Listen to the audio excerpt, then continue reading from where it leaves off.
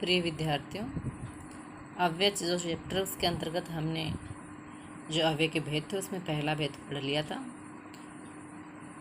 क्रिया विशेषण अव्यय। आज हम पढ़ेंगे दूसरा भेद जो है संबंध बोधक अव्यय। तो इसमें आप देखिए संबंध बोधक अव्यय क्या है, फिर उसकी परिभाषा और उसके भेदों को उदाहरणों को हम पढ़ेंगे। तो सबसे पहले देखिए, पहले उदाहरण दिए गए। दूर पहाड़ी पर एक मंदिर है। दूर शब्द है गहरी साई में। मेरे साथ मत खेलो। साथ। घर के बाहर पुलिस खड़ी है। बाहर। और शिक्षा के बिना जीवन व्यर्थ है। के बिना। तो यहाँ ध्यान से देखिए, दूर पहाड़ी पर एक मंदिर है। एक मंदिर है कहाँ? दूर पहाड़ी पर, यानी पहाड़ी क्या है? दूर है। संबंध बता रहा मंदिर का किससे? दूर पहाड़ी से। मेरे साथ मत खेलो, नहीं खेलने का भाव प्रकट हुआ है किसके साथ? मेरे साथ, यानी किसी व्यक्ति विशेष के साथ। तो ये संबंध जोड़ रहा, मत खेलो किसके साथ? मेरे साथ, यानी किसी व्यक्ति विशेष के साथ संबंध बता रहा है। घर के बाहर पुलिस खड़ी है। पुलिस खड़ी है कहाँ? घर के बाहर। निश्चित घर की ओर संकेत कर रहा है, संबंध बता रहा है। पुलिस खड़ी है यानी किसी घर के बाहर खड़ी है। शिक्षा के बिना जीवन व्यर्थ। जीवन व्यर्थ है नहीं, बेकार है। किसके बिना? शिक्षा के बिना। तो शिक्षा से क्या है? संबंध जोड़े रहा है। तो संबंध बोधक अव्यय। तो इस परिभाषा इसकी हो जाएगी कि जिन शब्दों से संज्ञा तो सर्वनाम का संबंध वाक्य के अन्य पदों के साथ स्पष्ट होता है वे संबंध बोधक अव्यय कहलाते हैं। यानी संज्ञा सर्वनाम शब्दों का वाक्य के अन्य शब्दों से संबंध प्रकट होता है। अब हम इसके भेदों की बात करें तो इसके निम्न प्रकार के भेद हैं। देखिए क्या क्या शब्दों से पहचान करेंगे। कालवाचक। काल का अर्थ होता है समय। पहला भेद हम पढ़ें तो इसके अंतर्गत संबंध बोधक अव्यय के भेद। कालवाचक। काल का अर्थ होता है समय, यानी जो क्या है? समय को प्रकट करें। जैसे के आगे, के पीछे, के बाद, के उपरांत, के पश्चात, ये सारे समय को प्रकट करने वाले कालवाचक संबंध बोधक अव्यय है। दूसरा देखिए स्थानवाचक, जो स्थान का बोध करवाते हैं, किसी निश्चित स्थान का। के अंदर, के बाहर, के ऊपर, के भीतर, के नीचे, के सामने, के नज़दीक, के मध्य आदि। नेक्स्ट है साधनवाचक। साधन होता है माध्यम किसी कार्य को करने का। जैसे के द्वारा, के जरिए, के हाथ, के सहारे आदि। जैसे हम बस के द्वारा जाएंगे, तो जानना है किसके द्वारा? बस के द्वारा। साधन होगा माध्यम। दिशावाचक यानी किसी दिशा की ओर संकेत करने वाले। के पास, के निकट, के समीप, की ओर, के सामने आदि। नेक्स्ट है तुलनावाचक। तुलना होता है दो वस्तु में निश्चितता करना। की अपेक्षा, के आगे, की बनिस्बत हो गया। विरोधवाचक है। के प्रतिकूल, के विरुद्ध, के खिलाफ, के विपरीत, ने विरोध प्रकट करने वाले हो गए। समतावाचक। समता होता है समानता, समानता को प्रकट करने वाले। जैसे की तरह है, के समान, के अनुरूप, के अनुसार, की भांति आदि। नेक्स्ट है विषयवाचक, यानी विषय को प्रकट करने वाले। भरोसे, विषय, बाबत, ये आते हैं विषयवाचक के अंतर्गत। संग्रहवाचक। संग्रह होता है इकट्ठा करना। जैसे भर, पर्याप्त, तक, मात्र आदि। संघवाचक। संघ का अर्थ होता है साथ, यानी साथ को प्रकट करने वाले। जैसे साथ, समेत, संग, सहित आदि। हेतुवाचक हुआ है। हेतु होता है कारण। हेतु जैसे इसका अर्थ हम कहते हैं कारण को कहते हैं। हेतु यानी किसी कारण के संबंध को प्रकट करने वाला। के लिए, के कारण, के हेतु, की खातिर आदि। और नेक्स्ट है पृथकतावाचक। पृथकता होता है अलग करना। पृथक करना यानी अलग अलग करना। जैसे दूर, परे, हटकर आदि। ये हमारे हैं संबंध बोधक अव्यय। Second part. थर्ड पार्ट हम पढ़ें तो थर्ड पार्ट के अंतर्गत हमारा आता है समुच्चय बोधक अव्यय। ठीक है, तो सबसे पहले उदाहरण देखिए, हम समझते हैं, उसके बाद में अपने आप ही परिभाषा और इसके भेद अपने सामने आ जाएंगे। हनी और सुनीता बैडमिंटन खेल रहे हैं। यहाँ शब्द है और। शिवानी गरीब है किंतु ईमानदार है। दो अलग अलग वाक्य। ईमानदार है, शिवानी गरीब है, दोनों को किंतु के द्वारा जोड़ा गया है। हनी और सुनीता बैडमिंटन खेल रहे हैं। दो व्यक्ति बताए हैं। दो व्यक्ति कौन है? हनी और सुनीता। एक हनी है लड़का, एक है सुनीता लड़की। दोनों को किसके द्वारा जोड़ा गया है? और के द्वारा जोड़ा गया है। तो देखिए ये क्या करते हैं, दो शब्दों और दो वाक्यों को मिलाते हैं। यहाँ तो शब्द हैं हनी और सुनीता, इसको मिलाने का कार्य करा। यहाँ वाक्य है, ईमानदार है और एक शिवानी गरीब है, अपने आप में वाक्य है। और ईमानदार है, ये भी क्या है? वाक्य अपने आप में पूर्ण है। तो इन दोनों वाक्यों को जोड़ने का कार्य किया गया है। तो इसकी परिभाषा हो जाएगी, जो शब्द दो शब्दों, वाक्यांशों या वाक्यों की संबंधता का बोध कराते हैं वे समुच्चय बोधकाव्य कहलाते हैं, या इन्हें योजक भी कहा जाता है। योजक शब्द भी इन्हें कहते हैं। समुच्चय बोधक के हम भेद पढ़ते हैं तो इसके भेद होते हैं कुल दो। पहला हम पढ़ें समानाधिकरण समुच्चय बोधक। तो देखिए समानाधिकरण समुच्चय बोधक क्या है, इसके कितने भेद होते हैं, इसके भेद हम देखें। और दूसरा है वैधिकरण समुच्चय बोधक। समानाधिकरण नाम से पता लगा, समानता को प्रकट करने वाला, यानी जो अव्यय शब्द उपवाक्यों अथवा समान स्थिति वाले शब्दों को जोड़ते हैं उन्हें समानाधिकरण समुच्चय बोधक कहते हैं। जो क्या करते हैं, उपवाक्यों को और समान स्थिति वाले शब्दों को जोड़ते हैं। तो समान स्थिति वाले ही शब्द थे सुनीता और हनी, एक ही कार्य कर रहे हैं दोनों, और के द्वारा उनको जोड़ा गया है। तो इसके भी देखो कुल भेद होते हैं 4 समानाधिकरण समुच्चय बोधक के। संयोजक, पहला है संयोजक, इसको देखिए, जो अव्यय शब्द दो या दो से अधिक वाक्यांशों अथवा वाक्यों को जोड़ते हैं वे संयोजक कहलाते हैं। ठीक है, जैसे महिमा और अभिलाषा मेला देखने गई हैं। महिमा और अभिलाषा दो अलग अलग हैं, दोनों को जोड़ने का दो शब्द या वाक्यों को हम कह सकते हैं, वाक्यांशों को कह सकते हैं, यानी वाक्य के अंश। इसके अंतर्गत क्या क्या था? और, तथा, एवं, जो कि, अर्थात आदि शब्द इसके अंतर्गत आते हैं। इन्हें संयोजक शब्द की ये पहचान है। नेक्स्ट है विकल्प सूचक। विकल्प का अर्थ था किसी एक को चुनना। जहाँ दो से अधिक विकल्प होते हैं, बातें होती हैं, वहाँ एक को बताना। तो जो अव्यय शब्द वाक्यों में विकल्प को दर्शाते हैं वे विकल्प सूचक कहलाते हैं। जैसे मैं संयोजक कहलाते हैं। जैसे यहाँ उदाहरण देखिए, इसी के सामने है, तुम्हारी शादी में या तो मैं आऊँगा अथवा पिताजी, यानी तुम्हारी शादी में या तो मैं आऊँगा अथवा पिताजी, या के द्वारा जोड़ दिया गया। दो व्यक्ति, या तो मैं यानी एक व्यक्ति अलग है और एक पिताजी, दोनों में एक आएगा। कहने का मतलब ये दोनों में से एक को चुनना। ठीक है, इसके अंतर्गत आते हैं या, वरना, अथवा, चाहे, नहीं तो आदि विकल्प सूचक शब्द के अंतर्गत आते हैं। नेक्स्ट हमारा है विरोध सूचक।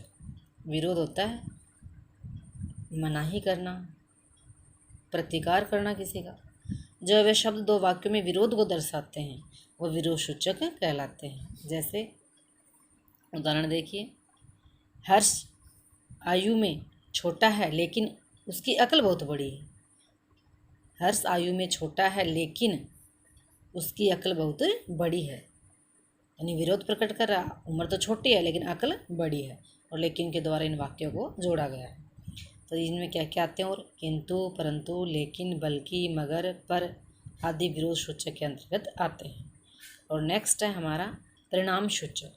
परिणाम सूचक की परिभाषा है, जब संयोजक शब्द द्वारा संबंध वाक्य में, यानी दो वाक्यों में जो संबंध है संज्ञा सर्वनामों में, उन वाक्यों में किसी परिणाम का बोध होता है तो वह परिणाम सूचक कहलाता है। जैसे वर्षा हो रही थी इसीलिए मैं विद्यालय नहीं जा सका, परिणाम बता दिया, कारण बता दिया।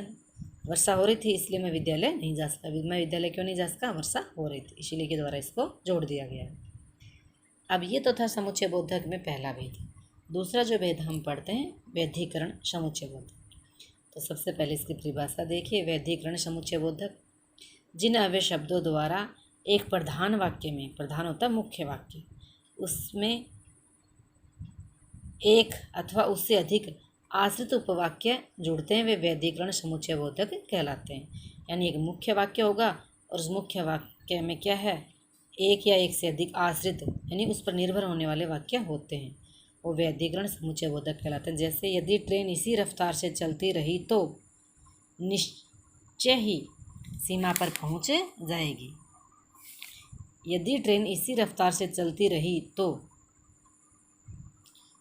निश्चय ही क्या है, समय पर पहुंच जाएगी। तो क्या है इसमें, व्यधिकरण समुच्चय बोधक है। इसके नेक्स्ट पार्ट देखिए, इसके अंतर्गत क्या क्या आता है। इसके अंतर्गत आता है ताकि, यदि, तो, मानो, कि, क्योंकि, तथापि आदि समुच्चय बोधकों को व्यधिकरण समुच्चय बोधक के अंतर्गत रखा जाता है। नेक्स्ट देखिए, व्यधिकरण समुच्चय बोधक के मुख्य 4 प्रकार से भेद होते हैं। तो इसके भेदों की हम चर्चा करें तो देखिए, इसमें सबसे पहला भेद है हेतु बोधक। हेतु बोधक इसको कहा जाता है कि जिस अव्यय शब्द से वाक्य में कार्य कारण का बोध होता है, यानी कार्य कारण, हेतु का अर्थ होता है कारण, ठीक है, अर्थ से आप समझ सकते हो। तो कार्य कारण का बोध होता है उसे हेतु बोधक अव्यय कहा जाता है, जो संबंध बोधक व्यधिकरण के अंतर्गत आता है। चूँकि वह छोटा है इसलिए तुम इसे पीट रहे हो, ठीक है, चूँकि वह छोटा है इसलिए तुम इसे पीट रहे हो। तो चूँकि, इसलिए किसकी पहचान है, हेतु बोधक की। ये क्या है, क्योंकि, इस कारण, हेतु बोधक अव्यय है, क्योंकि, इस कारण, ठीक है, चूँकि, ये क्या है, इसके शब्द। उद्देश्य बोधक की हम बात करें, उद्देश्य होता है लक्ष्य हमारा हो। जिस अव्यय शब्द से कार्य करने के उद्देश्य का बोध होता है, यानी काम क्यों कर रहे हैं उसका लक्ष्य हमें पता चलता है, होता है उद्देश्य बोधक अव्यय, ठीक है। जैसे जल्दी चलो ताकि समय से विद्यालय पहुंच सकें। जल्दी चलो, जल्दी चलने की बात कही है, क्यों कही है, समय से स्कूल पहुंच सके इसलिए कही है। ताकि क्या है, उद्देश्य बोधक, उद्देश्य को प्रकट कर रहे हैं। तो इसमें की, जिससे, की उद्देश्य बोधक अव्यय शब्द हैं। की, जिससे, की, ताकि, ये सारे उद्देश्य बोधक के अंतर्गत आते हैं। संकेत बोधक, संकेत होता है इशारा, किसी निश्चित स्थिति की ओर संकेत करना। 2 वाक्यों के में, 2 व्यक्तियों में, 2 वस्तुओं में। जैसे पहले परिभाषा देखिए, जहाँ 2 वाक्यों के आरंभ में योजक द्वारा अगले योजक का संकेत मिलता है वह संकेत बोधक कहलाता है। जैसे यदि तुम परिश्रम करोगे तो सफल हो जाओगे, यानी एक बात दूसरी बात पर निर्भर रहती है। यदि तुम परिश्रम करोगे, मेहनत करने पे क्या होगी, सफलता प्राप्त होगी। तो इसमें तो संकेत है, एक बात पर दूसरी बात निर्भर है। स्वरूप बोधक, स्वरूप होता है निर्माण। तो जो अव्यय शब्द पहले प्रयोग किए गए शब्द, वाक्यांश अथवा वाक्य के अर्थ को स्पष्ट करने के लिए प्रयुक्त किए जाते हैं वो स्वरूप बोधक कहलाते हैं। जैसे वह इतना चमकीला था मानो हीरा हो, स्वरूप यानी उसके निर्माण की बात कही गई। कोई वस्तु है जो इतनी चमकीली है कि क्या लग रहा है देख के मानो वो हीरा ही है, यानी मानो अर्थात यहाँ तक कि स्वरूप बोधक अव्यय शब्द होते हैं। ये तो हो गया हमारा नंबर 3 पार्ट जो समुच्चय बोधक है। और अंतिम है अव्यय का भेद, विस्मयादि बोधक। तो देखिए, अव्यय के अंतर्गत हम 4 प्रकार के शब्द पढ़ते हैं। तो आपको पहले भी पढ़ाया हुआ बताया हुआ है कि शब्दों का जो भेद है वो 2 प्रकार से होता है, विकारी और अविकारी। अविकारी शब्द को ही अव्यय कहा जाता है। इसके अंतर्गत हम 4 चीज़ें पढ़ते हैं, 4 भेद होते हैं अव्यय के। कौन कौन से, क्रिया विशेषण, संबंध बोधक, समुच्चय बोधक और विस्मयादि बोधक। तो विस्मयादि बोधक अंतिम टॉपिक है अपना। अव्यय में चौथा पार्ट, जो एक ही चैप्टर में 4 पार्ट दिए हैं, खंड 4 आ गया है। तो देखिए, सबसे पहले शब्द हमारे पास नहीं, कुछ वाक्य हैं, सॉरी वाक्य हैं। वाक्य के अंतर्गत हम समझते हैं, वाह क्या लजीज मिठाइयाँ हैं। लजीज यानी स्वादिष्ट, वाह शब्द और संकेत भी इसके आगे। शाबाश तुमने बहुत मेहनत की, शाबाश गहरी शाही में है। आहा कितनी सुंदर वाटिका, यानी कितना सुंदर बगीचा है, ये बताया गया आहा शब्द। अरे आप यहाँ, अरे क्या है, ये संबोधन है। तो यहाँ देखिए आप, ये जो गहरी शाही में लिखे गए ये सारे क्या हैं, विस्मयादि बोधक अव्यय हैं। वाह है क्या है, खुशी को प्रकट करने वाला। शाबाश ये क्या है, आशीर्वाद को प्रकट करने वाला है। यह हर्ष को प्रकट करने वाला है, यानी प्रसन्नता को। आहा, कितनी सुंदर वाटिका है। आहा क्या है? आहा हर्ष को, खुशी को प्रकट करने वाला है। अरे आप यहाँ, अरे आश्चर्य को प्रकट करने वाला है। तो सारे जो शब्द हैं ये क्या हैं? विस्मय के भाव को प्रकट करते हैं, इसलिए विस्मयादिबोधक अव्यय के अंतर्गत आते हैं। तो परिभाषा देखिए, जो शब्द हर्ष, भय, आश्चर्य, घृणा, घृणा होती है नफरत, शोक यानी दुख, उल्लास, उल्लास यानी जोश, उत्साह होता है, आदि भावों का बोध करवाते हैं, वे विस्मयादिबोधक अव्यय कहलाते हैं। तो इसके भेदों की हम बात करें तो इसके 8 भेद होते हैं, 8 प्रकार के होते हैं। हर्षबोधक, हर्ष का होता था खुशी, खुशी को प्रकट करने वाले, प्रसन्नता को प्रकट करने वाले कौन से होते हैं? वाह वाह, धन्य धन्य, आहा आदि। शोकबोध, शोक होता दुख, दुख को प्रकट करने वाले शब्द, हाय, आहे, उफ, हाय हाय, हे राम, हाँ, अरे रे आदि। विस्मय बोधक यानी आश्चर्य को प्रकट करने वाले, ए, हे, क्या, वाह, ओहो आदि।